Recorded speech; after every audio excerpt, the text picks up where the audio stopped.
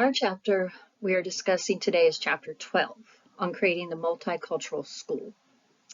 We will focus on 4 learning objectives that will help us transition schools towards multicultural education. As educators of those working in education, the well-being of students is in our hands. School culture. There are 4 learning objectives here. Develop a school-wide plan for the implementation of multicultural education. Explain the components of school culture that supports teaching and learning for all students. Establish a school improvement process that uses data to support all children. And identify strategies that support teacher professional development for multicultural education. At my school, I work at a Title I school, and we have a variety of cultures and ethnicities at our school, and I know this is something we are constantly working on ourselves. The levels of multicultural education include the individual level. What is each person and each teacher willing to bring into the school environment? And the school-wide level, how can administration help us as teachers improve the school culture? Now, a lot of people ask, what is school culture? And that is ways in which school improvement occurs and how teachers can be supported to improve this goal. Do we embrace all students and all cultures in how we teach and how we look at goals and scores? Geneva Gay believed that in order to improve multicultural education, we must have 4 things implemented, which is a total school reform effort for all students in all grade levels and all subjects to have multicultural education, and the opportunity for students to gain knowledge about diverse groups of people, develop their social action skills and examine their dispositions. And of course, opportunities for the recognition and celebration of diversity as a basic fact of human life. This is not a nice, quick, or easy solve for any school, and it can't be done by just a few interested teachers, as noted in the textbook. It is truly a school reform that has to be engaged by everyone and not just certain holidays or certain chapters in the book. To be successful, educators need a clear idea of what to do. They have to select certain interventions and they have to examine how these interventions are impacting the students. And that's done through teamwork, goals, and of course, data. Some points to think about when reflecting on the school that you teach in or the school that you might want to teach in one day is what important steps do you believe should the school take to implement multicultural education? And if you are a teacher, which students in your class have had behaviors that were acceptable and normal, and which do not? And what does that really say about the school culture? And I think it's really important when you're working in curriculum, as noted in the textbook, to identify a part of your curriculum that you think could be improved by multicultural lessons. Now, this chart was included in the book, and the reason I included it was because I think it's really important to use during PLC time and when you're setting your teams to discuss, these grade levels and how to implement. This is a really good action plan that's listed in the book that talks about, assessing the current culture and the readiness for change in the school. And I think you have to start off by clarifying, what's important as far as school values and beliefs, because that shared vision has to be culturally responsive and it has to be, culturally reasonable and fair. And the work is going to come just like it does with any new plan. You've got to collect and analyze the data. You've got to establish the goals and make sure they're attainable. And you have to use research-based practice to do so. And then, of course, any new program will support teacher growth. So an important question I think this textbook asks that it talks about in the beginning is, what what is culture, and specifically, what is enculturization? Well, culture, as we all know, is a set of values, beliefs, styles, expression, the history of your people, and the standards of behavior that really guide the actions of the individuals in the community as a whole. You know, in our schools, we have values, we have behavior norms that we expect, and in a lot of schools, we'll engage our students in what's called relationship agreements, and we'll present to them standards of behavior. For example, in my second grade class, you know, they need to stand in a 4S line. You know, they only speak when we direct them to answer a question. They're not talking over the teacher. They're in their desk and engaged. And I think those are some basic rules that every teacher wants. But I think what we need to look at here, has presented in the textbook, is how do we encompass that into a multicultural program? You know, different cultures have different ways of interacting. And that's why I shared this picture here, because it's much more than expectations. How do we communicate? What are the courtesies we extend? What are the rituals observed? And I think this is a big one, because I know personally in my class, I have some students that are Jehovah's Witness, and I think that we just simply shift those kids into a library setting or excuse them from school when we have certain holidays and things of that nature. And we really need to encompass what they would like to do more into some of these rituals. Customs, relationships, expected behaviors. You know, you can tell when you're teaching in a multicultural classroom, as I do, there are different values and expectations of behaviors in every culture. And I think this is something we really have to examine. You know, and enculturization is really passing on the values and patterns of behavior that are promoted by a culture, and teaching the students of our school about these cultures. We have to show these students that their values and beliefs are understood, and they're incorporated into the learning process. And I think some of the questions presented in this text were really good for everybody to think about when engaging this process. And that is, you know, do some students feel alienated as they go through the school system? Do they feel like their culture is not appreciated, it's not understood?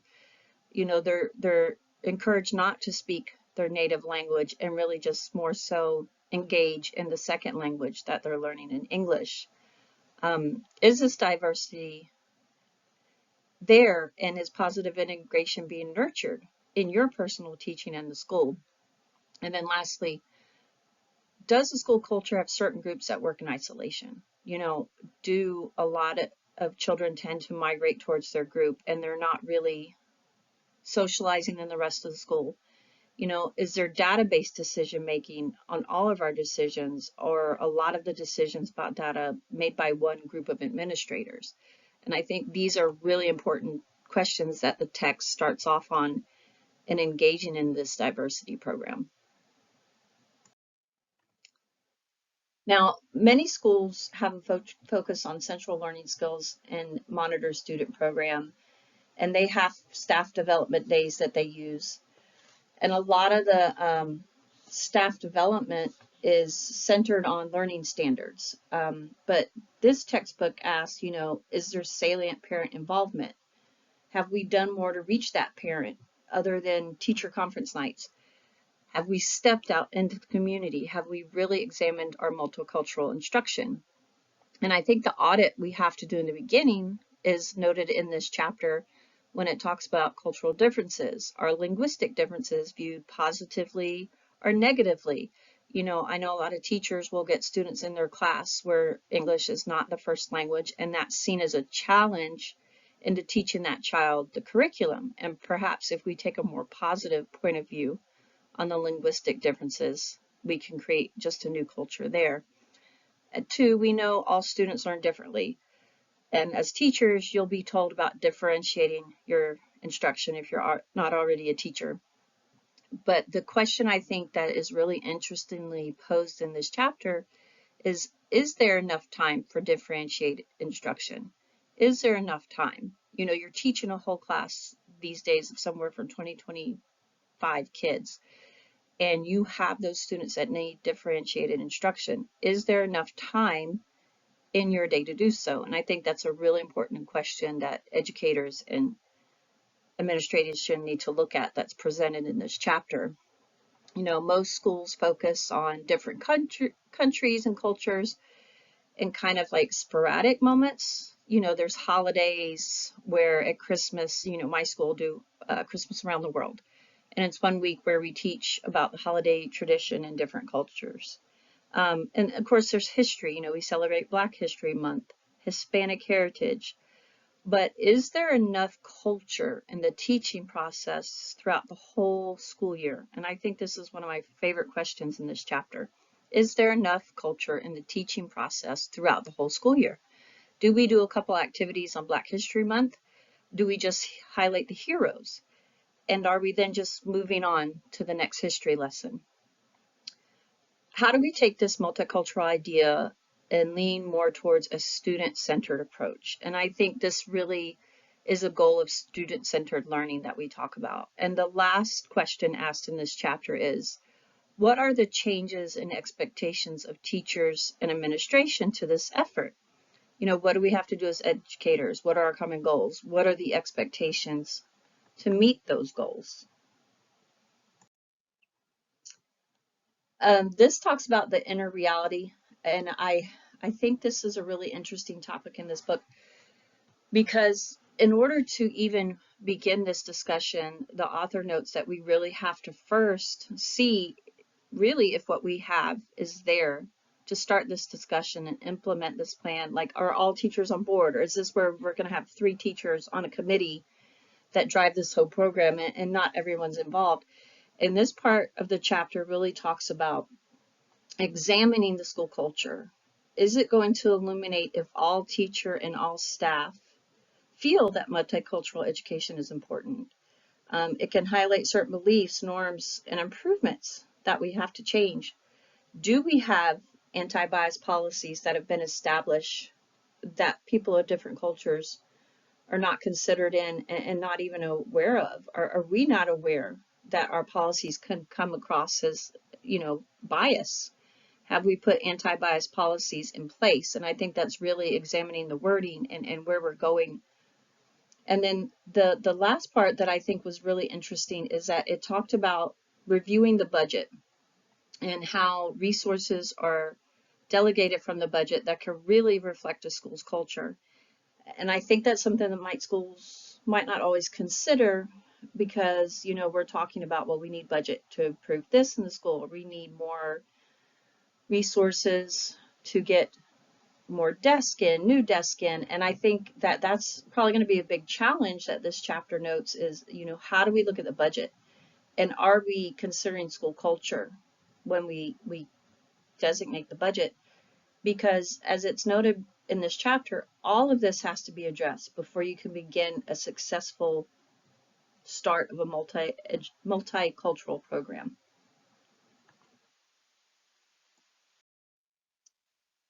Now, developing a multicultural program means we have to have a shared vision.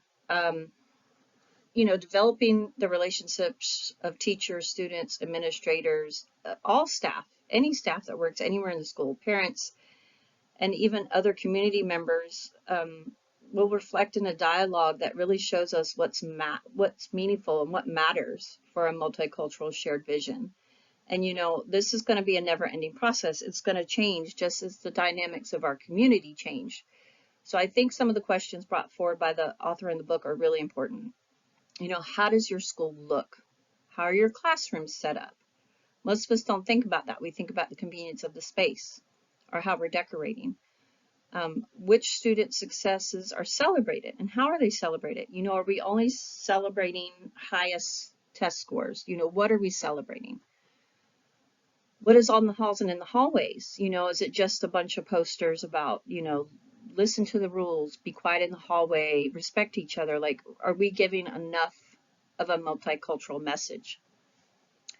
How does teaching look when you tend to, you know, follow the district learning styles? And are you really looking at the styles of all learners?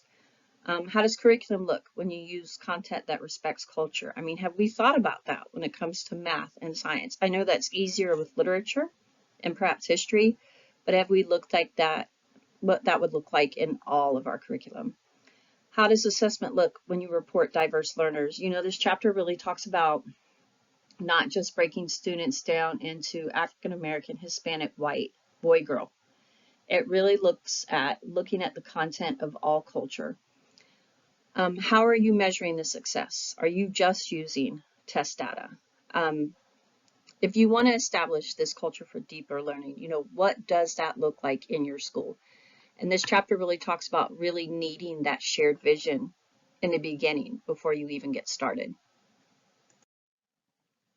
And of course, in any environment, you need a development of collaboration and teamwork. There has to be deep learning, and it can only occur when individuals take opportunities to engage in collaborative activity and then reflect on those activities later. A lot of teachers have to utilize their planning time to make copies, plan 2 weeks out based on the curriculum, develop group activities. And a lot of times we find that time is limited. So it ends up, as noted in this chapter, that the administration then becomes the sole primary decision maker over what is done, what programs we take on. And then, teaching starts to feel like it could be a little micromanaged. So this chapter really focuses on personal mastery. Like, what are we noting to be that mastery for students? What are those points? Mental models, what are the internal pictures of the reality of what our world looks like now? And how does that shape how we teach? Are we teaching real world scenarios in the classroom? Shared commitments and shared visions, of course, and team learning. There has to be a change in the system overall. And so systems thinking really talks about that. Like, what do the teachers feel like needs to change in the system so that we can have 1 through 4. Data. We see this a lot when you become an educator in school. If you are one, you see this word a lot: tracking the data, tracking the data. It's usually done through assessments, testing, intervention. And this chapter really focuses on, what are the questions we're asking when we're looking at this data? If you're going to start collecting data to look at a culturally inclusive environment, then you have to look at, which students are of most concern to you in the school, like, and what data speaks to this concern. Is it test data? Is it dropout data? Is it students who are capable of hitting a certain mark, but they're just not performing to that mark? What data speaks to this concern? At what level do you expect students to be growing? And are those goals that we're setting for all these different learners attainable and measurable? Like, are we setting one percentage goal and expecting this huge diverse of learners to meet that goal? This chapter really hits on something. I personally don't teach English language. I teach math and science, but I hear this from a lot of English language teachers, and that is there a need to analyze the curriculum, especially when it comes to literacy, for bias? Like, are we biased in how we're expecting these children, especially, EB children, English emergent children, for bias? Are we expecting them to read books that are biased? Is our literacy program fair? And I think it's a really important part to focus on in this chapter and really look at the schools that are being used for English language. Are there teaching models that have been effective for multicultural students? And there's a plethora of resources in the back of this chapter about different websites you can go to as an educator to look at the different teaching models. And then, of course, how do you monitor this data on a regular basis? Decisions about interventions, they have to be grounded in data. We know this. Data is very important when meeting with a parent or making decisions for how you're going to, process a child's educational plan.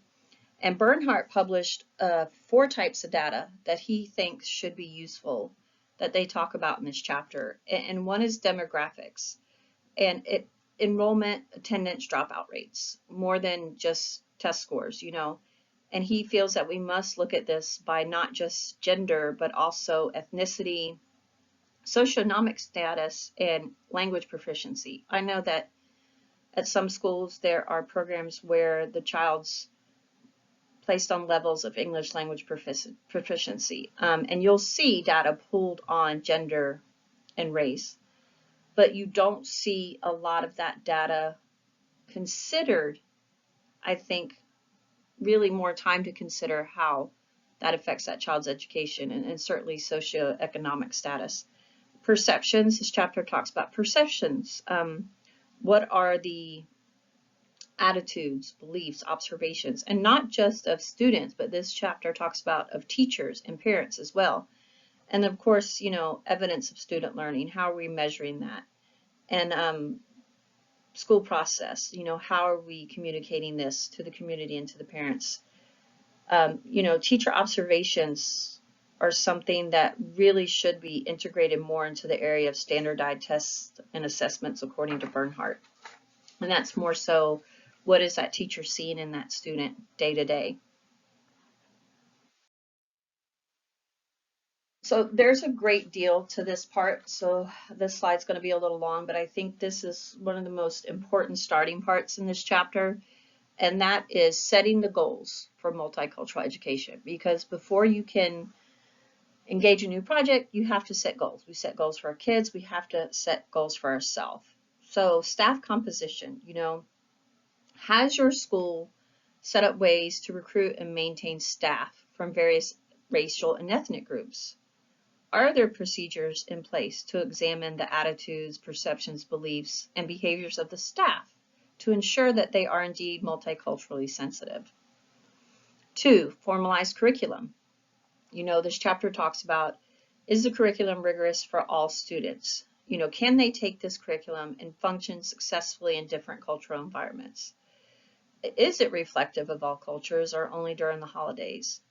Does our history and lesson focus exclusively on heroes that are common throughout cultural history lessons? And how does that develop effective citizenship if we're not carefully looking at the curriculum? This chapter asks, is the reading and language art program the most up-to-date and inclusive? Are students developing interpersonal skills, or are they just executing the functions we teach? So formalized curriculum was a really big part of this setting goals. Professional development. Does the professional development go outside of planning lessons and obtaining test scores? Or does it allow teachers to have a professional development just about ethnic and cultural moments? And really interesting, this chapter is like asking, are the field trips multicultural? Are we thinking about that when we plan field trips? Or are we just taking kids to the zoo because we know we'll have fun there and it'll be a cheap experience? Are we really considering the multicultural aspect of field trips? And then another point in this chapter, are members of other cultures being brought in to speak during professional development for teachers? And number 4 really relates to number 3 when it talks about parent community involvement. It really is the same thing for the parents in the community. Are we bringing them in? Are we asking them about things going on in their communities that we could take the kids to? Teaching strategies and learning, number 5. Does the teacher create a respectful classroom culture? And I know this is on some teacher rating programs, and this chapter talks about how it needs to be something that needs to be focused on more, because a teacher can teach the curriculum and ask the right questions, but is all of this culturally sensitive? 6, materials and resources. And I think this is a huge undertaking for any school, because a lot of schools will purchase materials and resources out of their budget, and that's what they have to use for a certain amount of time until they can afford to buy new programs. So this chapter also talks about, do the materials admit, bias? Are we careful that these materials don't have racial, cultural, or gender bias? Are we allowing the students to communicate in various languages? Are we expressing that that's okay? Student assessment. A lot of assessment data will group kids by race and gender, but are we taking into account cultural and ethnic differences? Are we just grouping different cultures and ethnicities into one title of Hispanic and African American? And I found this a really fascinating part to read when you go in and read this chapter on student assessment. Policies and practices.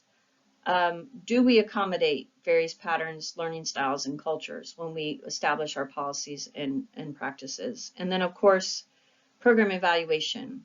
This chapter talks about, is the curriculum and resources evaluated regularly? Are we bringing in other resources from the community to execute a multicultural program? You know, as a teacher, I know when we talk about professional development, some teachers might groan at the words professional development. And as Joyce and Showers state in this chapter, many are seeing the same presentations done over and over throughout the course of their career. And they feel, Joyce and Showers, that it could be improved in numerous ways. And most importantly, including more collaboration from the teachers. Like, are the teachers meeting and developing what they would like to see in professional development? Or are they just sitting there and listening during professional development?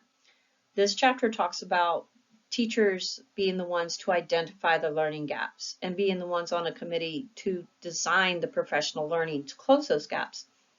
And it's really interestingly noted in here that PLCs have to overcome the traditional environment of meeting to discuss data and how to teach upcoming common assessments. And I think this is where there are 2 points I put on the PowerPoint here that are really standouts in this part of professional development. And that's one, that the teachers take the roles of researchers, supervisors, and coaches. You know, instead of bringing in the curriculum advisor or someone from administration, the teachers really taking on the roles of presenting these professional developments. You know, what is the research out there?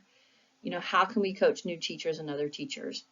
You know, and the teachers designing centers for teachers to go to learn about professional development, networking amongst each other, peer coaching each other, and having those professional development choices and portfolios to choose from year to year. And a lot of that can, you know, go back to how do we make these professional developments multicultural? So we have, you know, a multicultural educator.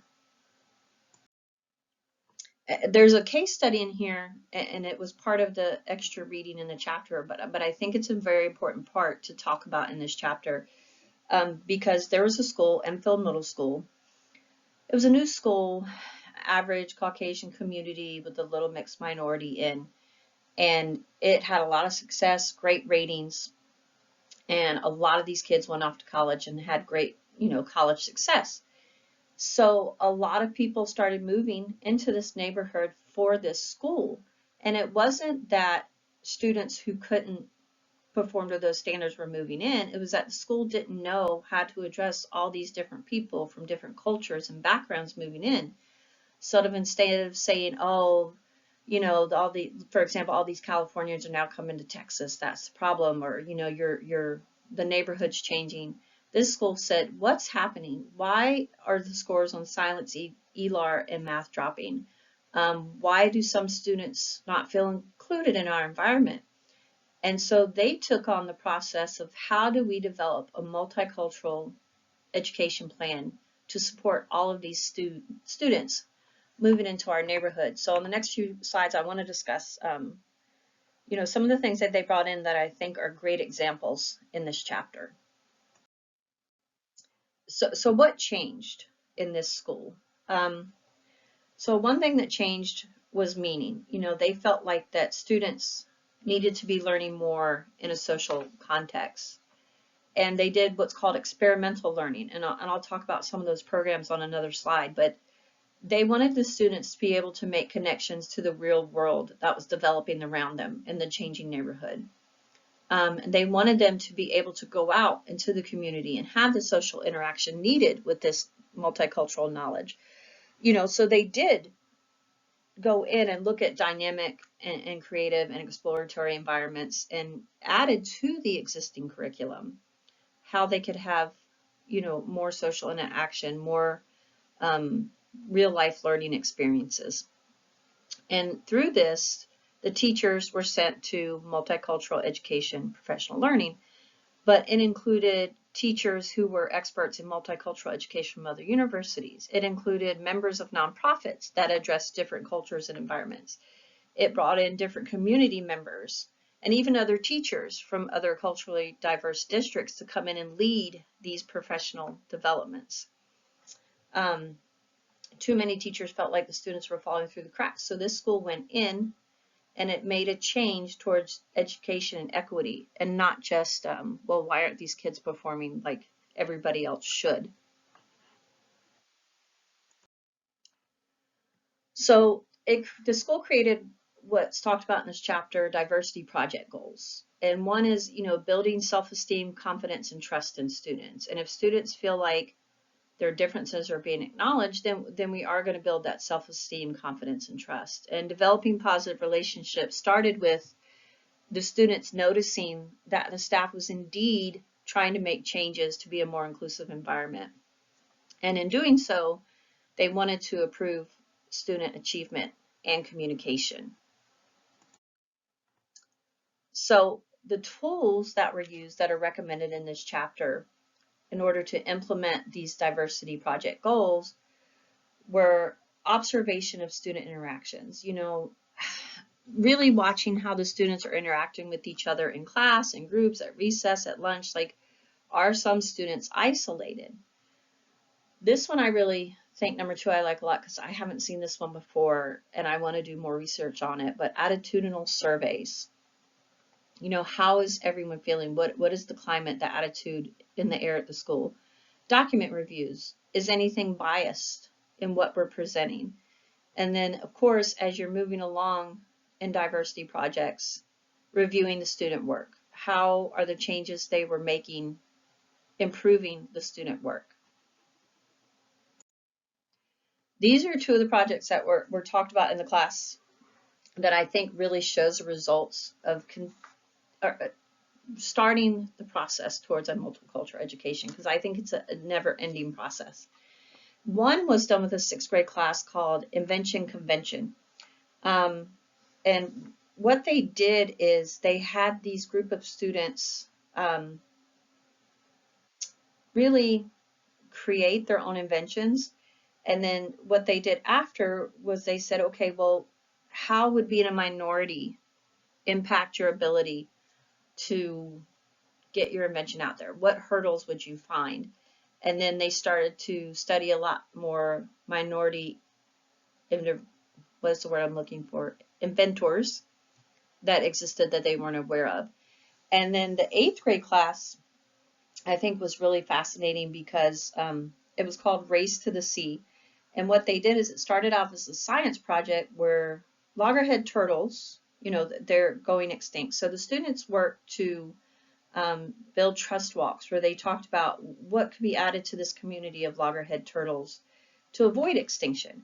And then the science project was summarized in a few questions posed by the teacher. And one was, okay, thinking about these turtles and thinking about how they have to build a new community and trust and walk through the whole society exist, basically. What are the implications of this for human dynamics in a multicultural society? And I really found this part of the chapter fascinating because obviously we're teaching parts of science and history that we should, but it's expanding into multicultural questions. And I think these are great examples to look at in this chapter. So this project done at the school, obviously it showed results through these new classroom activities and through building on how to have diversity in the school. So it did show results. Students agreed that they were not previously able to build social action skills, and they found that through this program there was improved cooperative learning, improved listening. Students were taking reasonable risk in their projects. They were learning to problem solve. They were learning how to set goals. Students were seen as improving in self-esteem about how they could perform in school. And I think that that's really important when discussing how to provide a multicultural education. You know, what obstacles are these students facing that we should be considerate of? How do we handle the dynamics in a multicultural society just as school? So basically, I'm going to wrap up this chapter with saying that I think school culture is something that every school could look at, even if we think we have a blossoming multicultural environment. I think this chapter lends a lot of topics not thought about, like how are we planning around holidays? How are we looking at field trips? How are we really looking at the data when it comes to this child's socioeconomic status, when it comes to this child's home life, when it comes to their culture and the differences? I think there are a lot of things that we don't think of day to day in education that are really highlighted in this chapter.